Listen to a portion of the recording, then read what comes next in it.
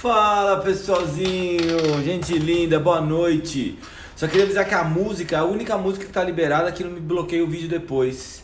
Tá bom? Um beijo pro Thiago, beijo pro André, Thiago Farsic, tá todo mundo aí, a Isa também. Bom, seguinte, essa é a segunda da série de 3.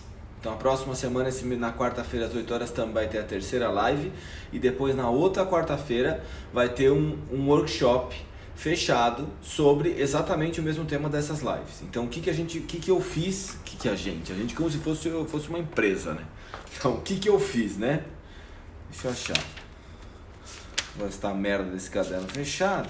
Como é que eu vou achar onde eu escrevi o negócio? Explica. Por que o caderno já não estava aberto? Aonde deveria estar? Seguinte, a primeira tá aqui. A primeira live é sobre a evolução da mão. Então essa live tá lá no canal do YouTube, a evolução da mão. Se quem não viu essa primeira, vai lá no canal do YouTube e assiste. Então como que a mão evoluiu e onde está a maior quantidade de receptores, por que tá, por que não tá. A de hoje é como levar em consideração as variações anatômicas quando eu vou fazer um exame palpatório. Então o quanto dessas variações anatômicas vão interferir no meu exame palpatório. E a terceira é por que eu devo utilizar rotas ou roteiros específicos de palpação e não palpar de acordo com o meu raciocínio. Tá? Então esse vai ser o terceiro tema. Essas três vão ficar disponíveis no YouTube.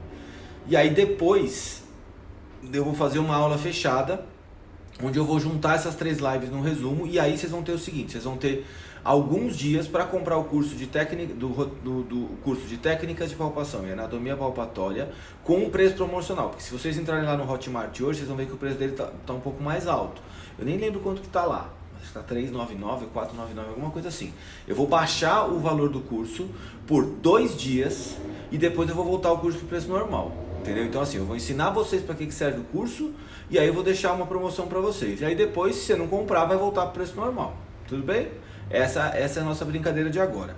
Então, para falar isso, primeiro tudo eu quero explicar para vocês o seguinte.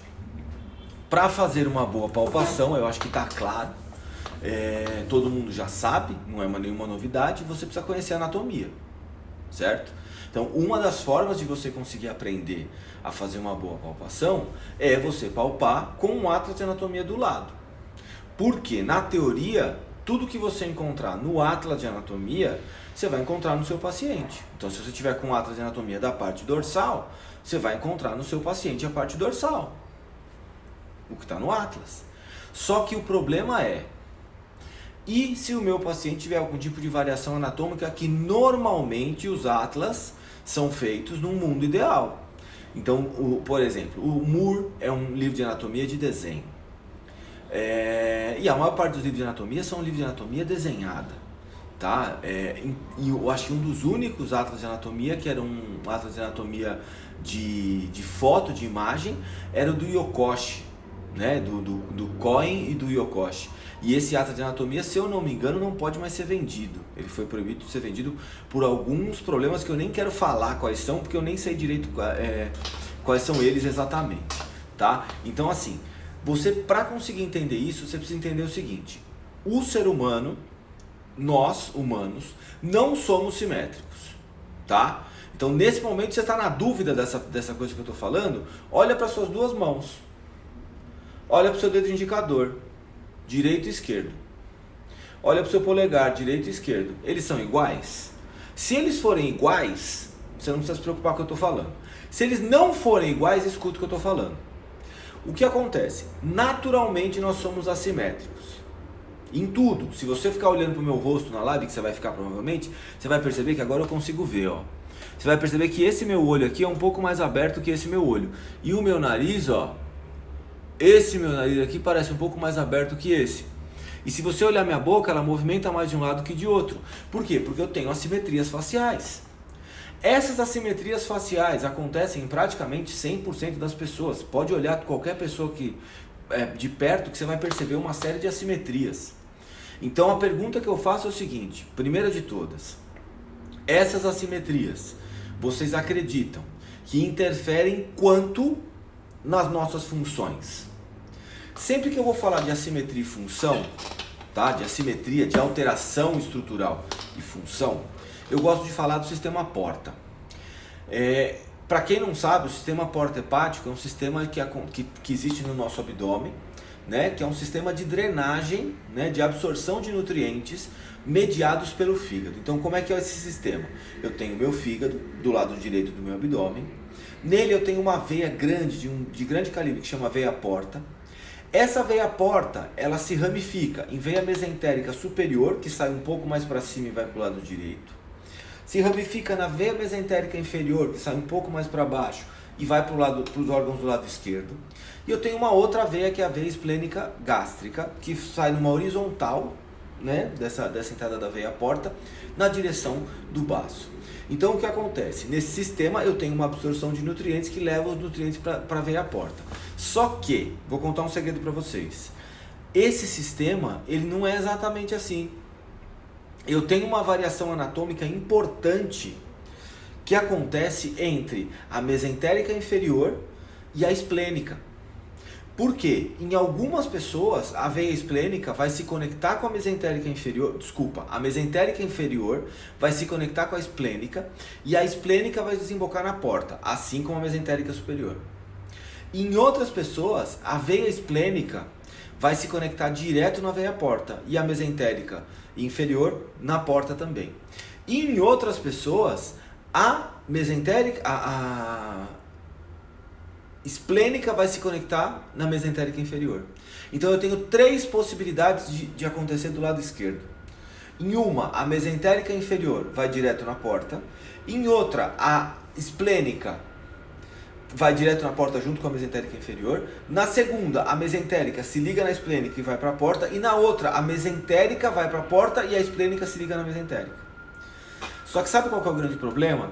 Esse tipo de alteração de variação anatômica não vai causar nenhum tipo de prejuízo funcional no meu paciente. Então, esse paciente com essa alteração, se a mesentérica superior encaixa direto na porta, se a mesentérica inferior encaixa direto na esplênica, não vai fazer diferença para a funcionalidade do sistema. Se não faz diferença para a funcionalidade do sistema, isso é assintomático. Isso sendo assintomático, caguei, não preciso saber. Por quê? Porque vai ser assintomático e eu só vou conseguir descobrir isso aí se meu paciente morrer ou se eu fizer algum tipo de cirurgia. Agora, existem outros tipos de alterações anatômicas que podem causar algum tipo de sintoma. E aí eu quero começar falando para vocês do crânio, que eu estava falando antes, que o crânio tem algumas assimetrias. E o que acontece? Existem algumas avaliações anatômicas que são realizadas em cadáveres para classificar algumas alterações. Então, por exemplo, existe um tipo de avaliação que são avaliações osteométricas, que a gente chama. Essas avaliações osteométricas, elas são feitas, por exemplo, nos forames. Então eu tenho vários tipos de avaliações osteométricas e classificações a partir disso. Então a gente tem avaliação osteométrica do forame jugular, avaliação osteométrica do forame redondo, e aí você tem vários estudos disso. O que você consegue perceber? Que as variações anatômicas são muito presentes. Muito mais do que a gente pensa. E uma das coisas que é mais interessante de se verificar é que essas variações anatômicas acontecem de forma diferente de um lado e de outro. Então, por exemplo, o forame jugular do seu paciente do lado direito é diferente do lado esquerdo. Com certeza. Porque o seu é. Porque o seu olho é. Porque o seu nariz é. Porque a sua orelha é. Agora a pergunta que eu faço para vocês é o seguinte: será que essas variações anatômicas elas interferem no nosso exame palpatório? Quando eu vou palpar esse paciente que tem essa simetria do crânio, essa simetria dessa osteometria do crânio, quanto que isso eu devo levar em consideração ou não, e a partir de que idade eu devo levar isso em consideração, ou alguma idade eu vou falar assim, desencana, isso aí pode deixar porque não vai ter nenhum tipo de modificação. Primeira parte da pergunta é, os forames, você dificilmente tem acesso na palpação deles, tá? Então a primeira coisa que você tem que lembrar é que dificilmente você vai conseguir palpar exatamente uma saída de um forame, porque essas regiões normalmente são muito protegidas. porque ali é uma região do sistema nervoso central que faz parte de uma comunicação do meu cérebro da saída dos meus pares cranianos. Então essa região é muito protegida, dificilmente você vai conseguir perceber algum tipo de assimetria nos forames, porém você pode perceber algum tipo de assimetria óssea, e aí é uma outra coisa que a gente tem que ver. Agora, essas assimetrias ósseas que a gente vai perceber na nossa palpação, da sutura do temporal, na sutura coronal, essas alterações podem gerar algum tipo de sintoma específico no meu paciente ou não? Na verdade, a gente também não tem essa resposta. Por quê? A gente não tem nenhum estudo específico dizendo que algum tipo de alteração de deformidade do crânio possa levar especificamente a algum quadro. O que eu falo de quadros leves de alterações. Quadros graves a gente já sabe toda a sintomatologia, que a gente vai entrar na plagiocefalia, braquicefalia, hidrocefalias e afins. Agora, pequenas alterações de assimetria, normalmente elas são passadas por assintomáticas. E qual que é a hora que vai fazer diferença? A hora que vai fazer diferença é a hora que você for realizar algum tipo de técnica. Porque dependendo do tipo de assimetria que meu paciente tenha, a técnica pode ser mais válida ou menos válida, pode funcionar melhor ou pior. Por exemplo, algumas técnicas de crânio você utiliza uma mão fixa no occipital e você movimenta o temporal. Em outros posicionamentos, de outras técnicas de crânio, você tem uma fixação por dentro da boca, fazendo uma trava e tentando mobilizar uma esfenobasilar lá dentro. O que acontece? De acordo com o tipo de deformidade que você tenha nesse crânio, essa tensão pode não ser transmitida exatamente dessa forma. E a palpação você vai conseguir perceber exatamente essa alteração. E aí a técnica pode ser mais válida de um lado do que de outro. Agora, estudos mostram o seguinte: primeiro de tudo, os crânios não são simétricos, os forames não são simétricos. Mas eu posso ter forames assimétricos e serem assintomáticos. Esse que é o ponto principal. Então você pode ter uma deformidade no crânio, você pode perceber com a palpação essa deformidade, mesmo que pequena, mas essas pequenas deformidades normalmente não geram sintomas tão específicos assim do meu paciente, salvo algumas exceções, tá? Que pegam em regiões extremamente específicas, por exemplo, como um processo estiloide maior do que o normal. Isso aí pode gerar um problema mais sério. Agora, deixa eu mostrar para vocês um estudo que eu separei aqui, ó.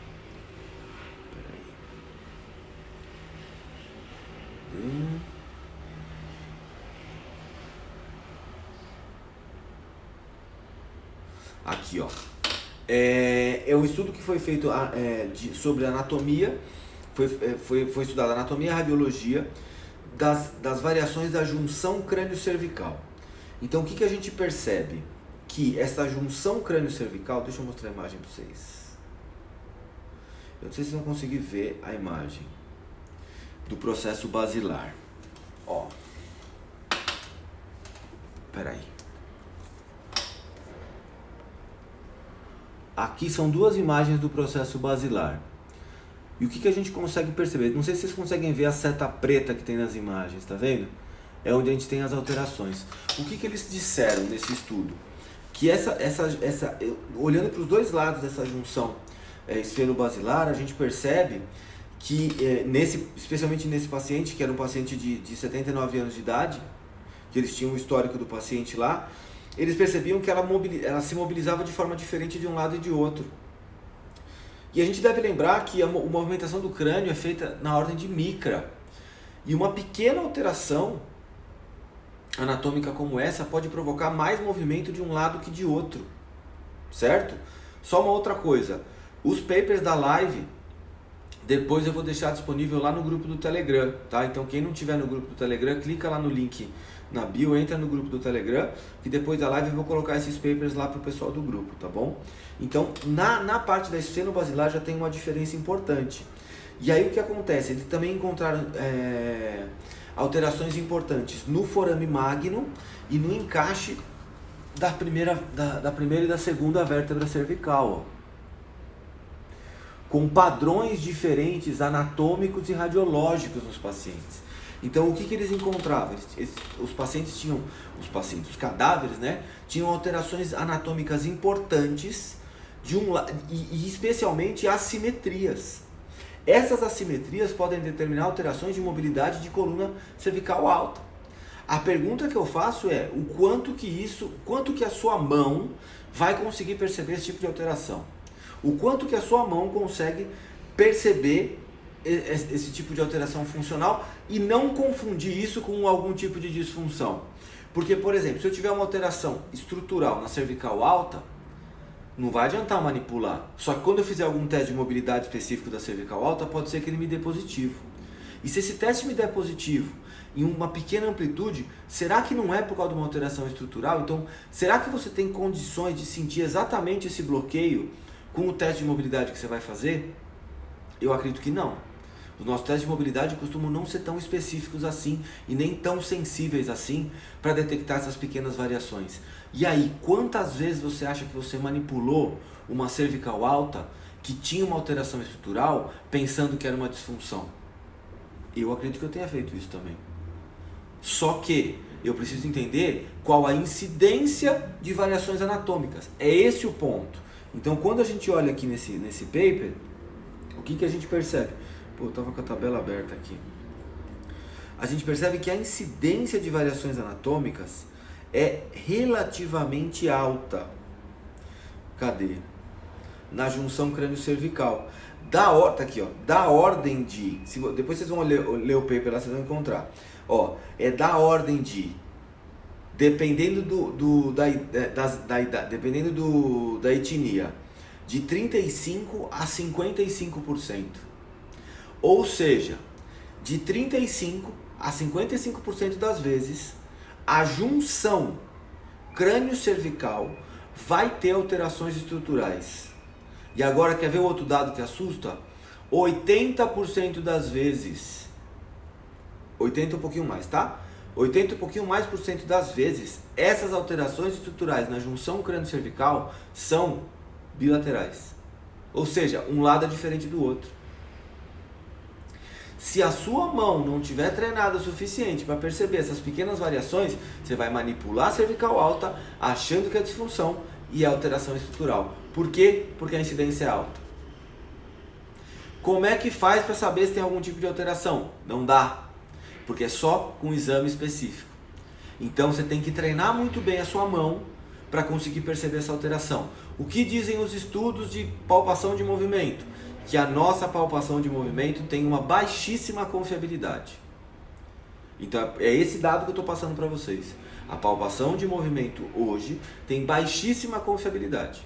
Se a palpação de movimento tem baixíssima... E a confiabilidade, eu acho que vocês já devem ter me visto falar disso, a confiabilidade é falar do índice kappa. O que é o índice kappa? É um índice de concordância de uma resposta. Então é assim, se o terapeuta 1 e o terapeuta 2 fazem um teste de mobilidade X, eles têm que encontrar a mesma restrição, de um lado e de outro. Um terapeuta e o outro terapeuta. Se o terapeuta 1 e o terapeuta 2 encontram restrições de movimento diferentes, a confiabilidade baixa. Então, por exemplo, a confiabilidade, uma das formas de medir é com o índice de kappa. O índice de kappa, ele varia de 0 até 1, sendo quanto mais próximo de 1, melhor é o índice de kappa. Então, quando a gente fala de teste de motion palpation, de palpação de movimento, a gente encontra o índice de kappa normalmente moderado para baixo. Então, no melhor cenário possível, o nosso teste de palpação de movimento, ele é 50% confiável, replicável. Terapeuta 1 e terapeuta 2 encontram a mesma coisa. Minha primeira crítica a isso. Por exemplo, vou falar aqui... depois eu vou falar no final esse negócio que eu ia falar agora. Os nossos testes, eles são testes que são baseados em tecidos moles muitas vezes, movimento articular, pequenos deslizamentos articulares. E a gente sabe que se a gente ficar avaliando e testando essa pequena restrição de movimento articular, a gente já está tratando um pouco. Então esse eu acho que é o primeiro motivo que a gente encontra uma baixa confiabilidade dos testes. Quando a gente repete muito o teste, ele acaba já tratando aquele segmento que você está avaliando. Então fica muito complicado a gente conseguir replicar isso depois. Então lembrem-se, junção, aqui o nome do artigo, ó, junção crânio-cervical. Na junção crânio-cervical, 80% das alterações são bilaterais e além disso, além das alterações serem bilaterais, é presente de 35% a 50% da população. Incidência alta e normalmente bilateral. Primeiro problema. Vamos pegar uma outra parte.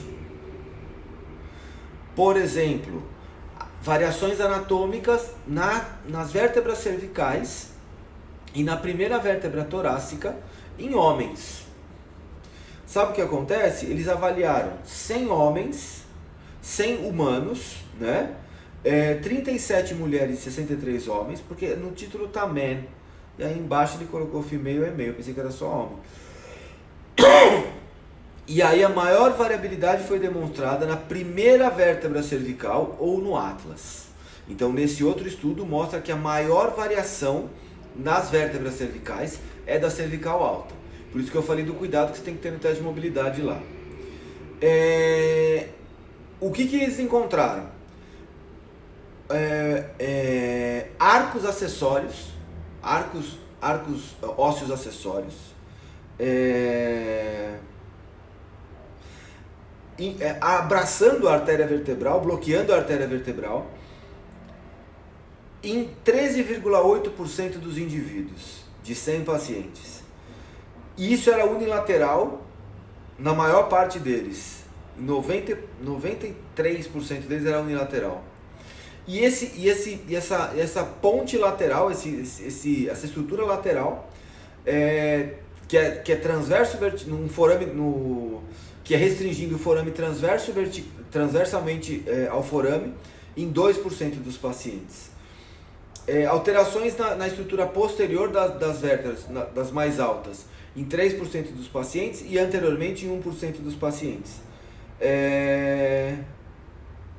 E a face superior do atlas, que estava dividida em duas partes, foi encontrada em 47,8% dos pacientes. Olha a alteração tão grande que eu tenho da estrutura da minha coluna cervical. Então eu falei da cervical alta, estou descendo falando da coluna cervical. Tem muita variação anatômica. Se você não conhecer as possibilidades de variações anatômicas, a sua chance de encontrar o que não tem, ou não encontrar o que tem, e de encontrar alteração de movimento, onde não tem alteração de movimento, onde é um bloqueio estrutural, e onde tem bloqueio de movimento, você achar uma alteração estrutural, é muito grande. Você precisa conhecer os números antes de colocar a mão. Então a gente já pode ver que assim, a incidência de alteração na cervical alta é muito grande, e na cervical baixa um pouquinho maior. E normalmente essa alteração acontece bilateral, um lado é diferente do outro. Agora, e aqui eu separei um outro falando das artérias cerebrais que tem alteração, e eu já falei para vocês do sistema porta que também tem alteração. Então assim, o sistema arterial e o sistema venoso do nosso corpo tem muita variação anatômica. Sabe outro lugar que tem muita variação anatômica? Estômago e cólon transverso. São os dois órgãos com a maior quantidade de variações anatômicas. Ou seja, se você não tiver uma boa técnica palpatória para localizar esses dois órgãos, e eu vou falar para vocês, o transverso é extremamente difícil de ser localizado, o estômago até que é um pouco melhor, por causa da relação que você tem com o gradil costal, mas o cólon transverso é muito difícil de você encontrar naturalmente. Só que a quantidade de variações anatômicas dele é absurda, junto com o estômago. Então eu tenho dois órgãos viscerais que são abdominais, que são extremamente difíceis de serem encontrados e coincidentemente eles têm a maior quantidade de variações anatômicas possível. Então aqui eu falei das artérias e aí nós chegamos naquela que todo mundo gosta, aquela linda, maravilhosa, que todo mundo xinga, ninguém gosta que fale, o osteopata fica com medo. Ele não gosta que mexa nisso. Porque mexe nisso, acaba com as minhas crenças. E se acaba com as minhas crenças, eu fico bravo, muito bravo. Então presta atenção que eu vou falar um negócio muito sério. Vou mostrar o paper, bom? Segure seu coraçãozinho, respire fundo, faz uma cara bonita. Faz uma cara bonita. Presta atenção. Sacroiliac joint. Ou seja, nesse estudo foi realizado, esse estudo é um estudo de 2018, tá bom? De anatomia, onde eles avaliaram as variações anatômicas das articulações sacroiliacas em ressonância magnética. E aí? A gente fala tanto da sacroiliaca, ai a sacroiliaca, ai a sacroiliaca, ai a sacroiliaca. E a gente tem sérios problemas de confiabilidade dos nossos testes de avaliação da sacroiliaca. Ou não? Se você olhar no PubMed sobre a avaliação da sacroiliaca, você tem uma boa referência que são testes provocativos, para saber se a dor é lá na sacroiliaca ou não.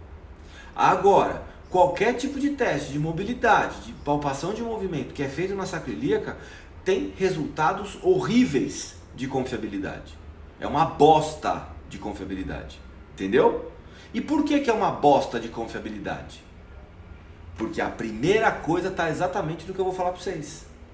É a quantidade de variações anatômicas que esta merda possui.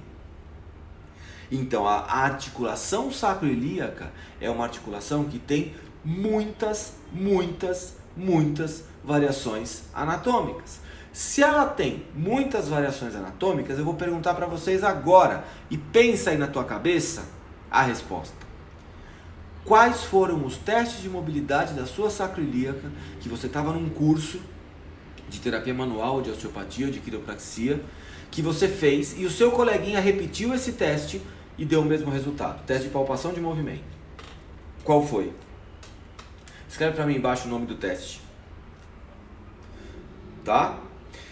Esse estudo, escreve o nome do teste que eu vou falando aqui. Como eu sei que não vai ter, então eu já vou adiantar aqui o trabalho, tá? Então, o que eles fizeram nesse estudo aqui? Eles avaliaram a forma anatômica da sacroiliaca em imagem de ressonância magnética, deixa eu ver aqui uma coisa, foi feito no departamento lá da faculdade. Que faculdade foi? Sei lá que faculdade foi. Faculdade de... na Universidade de Lille. Universidade que... Porque isso de uma coisa que tem que lembrar, é importante, é um estudo de anatomia, eu ainda bem que eu fui olhar aqui para falar para vocês. Estudos de anatomia na França são muito bons, tá? Os anatomistas franceses, a linha de estudo de anatomia na França, ela é muito boa. Então quando vocês forem olhar um estudo de anatomia, encontrar um estudo de anatomia da França, pode confiar, porque normalmente são estudos bem feitos. Tá vendo? Separei esse aqui, eu tinha pensado nisso, e é um artigo publicado na revista European Radiology, tá? Foi publicado em 2018, tá bom? Mas ele foi coletado em 2015 e 2016. Então o que eles fizeram? Eles avaliaram 157 pacientes, e de 157 pacientes eles encontraram alterações na sacroiliaca em... Vou fazer uma enquete. 157 pacientes, pensa na tua cabeça agora. 157 pacientes, eles encontraram variação unilateral ou bilateral na sacroiliaca em quantos pacientes? Essas alterações foram ossos acessórios na articulação sacroiliaca, um complexo iliosacral meio que fundido, alterações de posicionamento do sacro, e sinostose. Foram essas 4 alterações que foram as mais encontradas. De 157 pacientes, 50 tinham alteração. Ou seja, estou falando de quase 30%. Sabe o que quer dizer isso? De cada 10 pacientes que você atende, 3 não tem uma sacroiliaca normal. Caguei com a sua vida? É assim que funciona.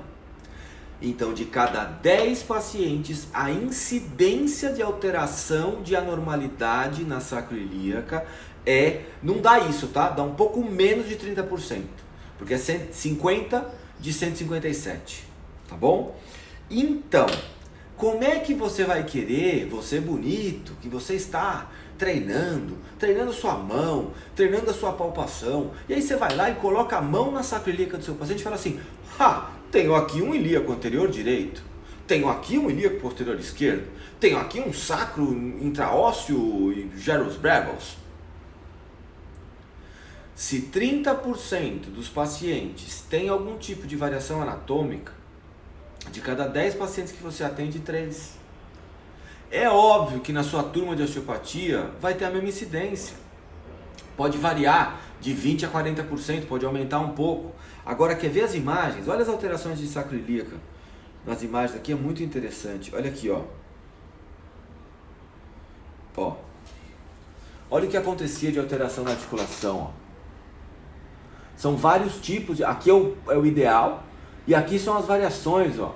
Elas têm fusão, elas têm alteração estrutural. E aí você quer fazer teste de mobilidade aqui. Como é que você vai fazer um teste de mobilidade nisso aqui? Primeiro de tudo, você precisa saber qual é. Porque, por exemplo, ó, tem alguns tipos aqui, ó, que não vão mexer. Faz mobilidade nisso aqui. Você vai falar assim, tá bloqueado esse sacro aqui do lado direito. Vai lá dar um trust.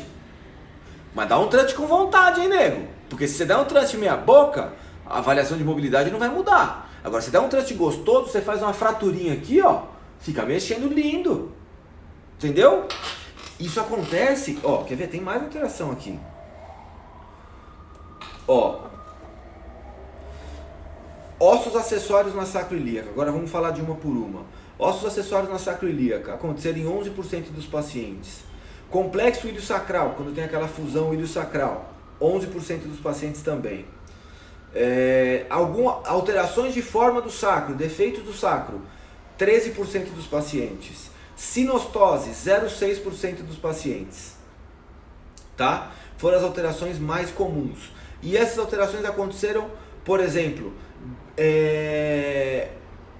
unilateralmente e bilateralmente. Agora, algumas, por exemplo, a articulação sacroiliaca acessória aconteceu em 53% dos pacientes unilateral. Complexo ilio-sacral, 72% dos pacientes unilateral. O que isso quer dizer, meu anjo? Sabe o que quer dizer, meu anjo? Quando você for avaliar a porra da sacroiliaca, você vai dar uma mobilidade de um lado diferente do outro. Aí você vai falar assim, meu professor falou na aula que o teste XYZ, ele é muito bom para a sacroiliaca. E esse teste XYZ eu vou aplicar nos meus pacientes no meu consultório. Aí sabe o que acontece? Você começa a aplicar a coisa no seu consultório, aí tem uma parte dos pacientes que melhoram com aquilo que você fez e uma outra parte que não melhora. Por quê? Porque você não está usando a estatística a seu favor. Então o conselho que eu dou para vocês é o seguinte, conhecendo as variações anatômicas e a possibilidade de variações anatômicas, vamos descendo. Eu tenho variações anatômicas muito incidentes no crânio, tenho muito incidentes na cervical alta e na cervical baixa, tenho alterações de estômago e cólon transverso, tenho alterações de costelas, são muito incidentes também, hemivértebras são muito incidentes também, e terminamos falando dessa sacroiliaca linda, maravilhosa, que a gente gosta tanto. Só que o que acontece? A sacroiliaca, a gente tem teste de mobilidade, e como eu falei para vocês, os testes de mobilidade não são muito confiáveis. Agora vamos pensar o seguinte, eu não tenho uma imagem anatômica aqui da sacroiliaca, mas eu quero que você lembre um pouquinho da anatomia da sacroiliaca, esforça um pouquinho o seu cérebro agora e olha para a parte posterior da sacroiliaca, imagina o sacro e os ilíacos, e você imagina agora aquela malha ligamentar que você tem entre o sacro e o ilíaco. Essa malha ligamentar que você tem entre o sacro e o ilíaco, ela é mobilizada nos testes de mobilidade que você tem. São muitos ligamentos, para todos os lados, porque os ligamentos nessa região têm um importante papel estabilizador, e a gente sabe disso. Então eu tenho muitos tecidos moles, tanto na articulação sacroiliaca, quanto na coxa femoral, certo?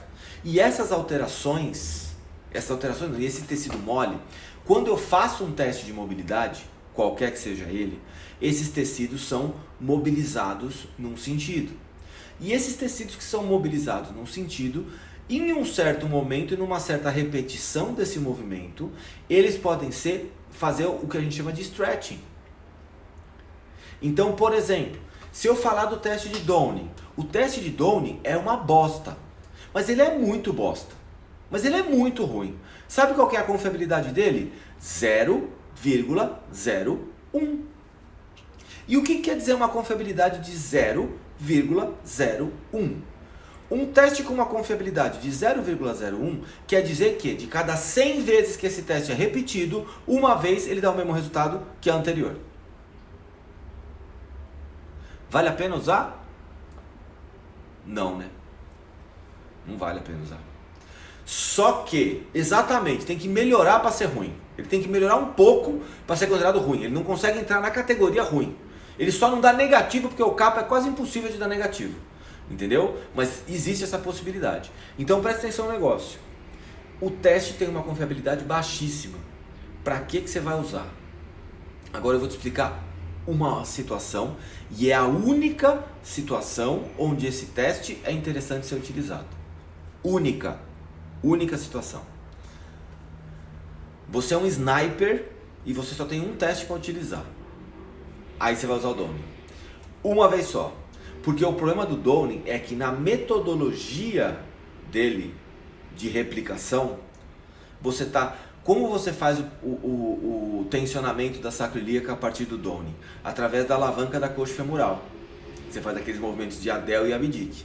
Então o que acontece? Quando você faz aqueles movimentos, com as rotações e movimento da coxa femoral, você tensiona ligamento ilio-femoral e ligamento pubo-femoral. E aí você muda a posição do ilíaco, na teoria a perna longa e a perna curta. Um dia eu vou falar só de perna, tá? De perna curta numa live, pode ficar tranquilo, mas não é o assunto de hoje. Então o que acontece? Teoricamente você muda o posicionamento dos ilíacos a partir de uma alavanca da coxa femoral. Lembra que eu falei no começo daquele monte de ligamento que tinha lá? Quando você repete a metodologia do teste de Downing várias vezes, o que automaticamente você acaba fazendo? Você acaba tensionando esses ligamentos mais num sentido do que em outro. Então quando você vai repetindo o teste de Downing, na verdade o que você está fazendo é um tratamento. Eu no meu consultório uso o teste de Downing, sabe para quê? Para mobilizar os ligamentos da sacroiliaca. E mobilizar o ligamento ilio-femoral e pubo-femoral. Então eu uso nessa situação. Nessa situação o quê? Eu não vou usar para avaliar, eu vou usar para mobilizar as articulações. Por quê? Porque ele não funciona. E o teste de Gillet? O teste de Gillet é um pouco melhor. É um dos poucos testes de palpação de movimento. Só que aí vou falar para vocês tomarem um certo cuidado quando for procurar o teste de Gillet. O teste de Gillet vocês vão encontrar como Gillet somente na osteopatia. Se vocês procurarem na terapia manual ortopédica, vocês vão encontrar o Gillet como Stork Test. Tá? Então o Stork Test é da terapia manual ortopédica e o Gillet é um outro teste. Se eu não me engano, no PubMed tem 2 ou 3 papers que usam o nome Gillet. O resto, todos os outros papers usam o teste, mas chamam de Stork Test. É S-T-O-R-K. Seria o teste da cegonha. Tá? Em alguns países também é chamado de teste da cegonha. Né? Na Espanha, por exemplo, é teste da cigonha. Então tem nomes diferentes, mas é o mesmo teste. Para descobrir o teste de Gillet, para descobrir o lado da disfunção, ele é muito bom. Para descobrir se a disfunção é no braço maior, no braço menor, não sei o que, não sei o que, não sei o que, não. Ah, professor, aí você chegou onde eu queria. Porque agora você falou dos braços. Eu estava até agora esperando. Você falou que a articulação sacroiliaca não tem as mesmas formas, mas os braços têm, né?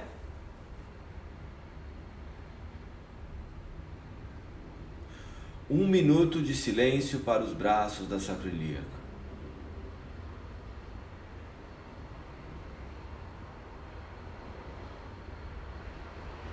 Não tem. Sabe por que não tem? Vou te explicar. Por causa das mesmas variações anatômicas que eu falei pra cima. Ou você acha que vai ter variação anatômica pra cima e o braço tá normal? Então ali no braço não mexeu.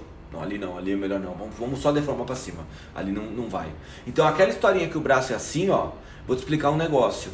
O braço pode ser assim, o braço pode ser assim, o braço pode ser assim, o braço pode ser assim. Ou seja, o que você deve fazer quando você for avaliar a sua sacroiliaca? Descobrir o lado de disfunção. Tá ótimo. E para descobrir o lado em disfunção, o que você faz? Você usa o cluster de Laslett, que eu já falei, tá lá no grupo do Telegram já mandei para vocês isso, tá? Por quê? Porque a quantidade de variações anatômicas é muito grande. Então entendam, as variações anatômicas são grandes, são importantes, existem e devem ser levadas em consideração sempre que eu for fazer meu exame palpatório. Algumas alterações anatômicas, algumas variações anatômicas são problemáticas, outras variações anatômicas nem tanto. As que são sintomáticas normalmente acontecem logo nos primeiros anos de vida. Dificilmente uma alteração estrutural importante vai acontecer com o paciente com 60 anos de idade. Agora, cuidado quando você for realizar teste de palpação de movimento, né, de motion palpation, em regiões com alteração estrutural, como a gente viu. Transição crânio-cervical tem muita variação anatômica, pode interferir na mobilidade. Alterações de estrutural na coluna cervical também são mais ou menos incidentes. Alterações na formação de artérias e de veias também é muito incidente. Alterações viscerais, mais no estômago e mais no cólon transverso. Os outros órgãos têm menos alterações. O outro que tem um pouquinho mais é o intestino delgado, tá? A teoria das torções sacrais não são reais. Essas torções são modelos de ensino biomecânico em osteopatia. Se a gente for olhar na anatomia, aí eu volto para falar do paper da variação da sacroiliaca. A sacroiliaca tem muitas variações anatômicas. Eu não consigo afirmar que ela se movimenta exatamente daquela forma em todo mundo. Os braços são muito variáveis. A incidência de alteração de deformidade anatômica nos braços da sacroiliaca é de mais de 80%. E essas alterações normalmente acontecem de forma unilateral. Então eu tenho alterações estruturais unilaterais em mais de 80% dos pacientes com sacroiliaca. Como que eu vou fazer um teste de palpação de movimento e determinar um bloqueio articular de um lado ou de outro, né? Ou um ilíaco anterior para um lado e posterior para o outro, ou um sacro em torção, não sei o que, não sei o que, não sei o que, sendo que a articulação eu não sei nem qual é a forma que ela é, que eu tenho muitas variações ali. Tenho a presença de megapófise transversa, de L5, que também pode fazer uma articulação diferente com a crista ilíaca. Tenho diferentes formas de sacro também, que podem interferir na mecânica da sacroiliaca. Então assim, é um ponto muito controverso, porque é um ponto de alta variação anatômica. Então não tem um padrão de movimento definido. A gente olha nos livros de um jeito, e aquele padrão de movimento, quando você vai no estudo de anatomia, esse estudo de anatomia não comprova o padrão que você viu no livro. E se o padrão de alteração da sacroiliaca é de 20 a 40% da população e nos braços de 80% da população, você me desculpa, mas não dá para afirmar nada dessa mecânica toda ali. Isso é um modelo teórico que serve para ensinar a estudar e raciocinar na mecânica osteopática. Beleza? Agora, no seu consultório, não sei se precisa tanto disso. Certo? Bom, espero que vocês tenham gostado. Vou explicar mais uma vez como é que vai funcionar. Essa é a segunda live de 3. Então eu tenho a primeira live, a evolução da mão humana. A segunda live foi a de hoje, palpação de variações anatômicas, tá? Palpação e as variações anatômicas. E a próxima live vai ser por que devemos criar roteiros de palpação. Então eu vou explicar para vocês na quarta-feira que vem como é que faz isso. Depois eu vou fazer uma quarta aula, que é uma aula fechada. Então vocês vão ter que se inscrever nessa aula. Então nessa aula fechada eu vou explicar para vocês como esses 3 pontos você usa no seu exame físico. Como você faz o exame físico do seu paciente pensando dessas 3 formas.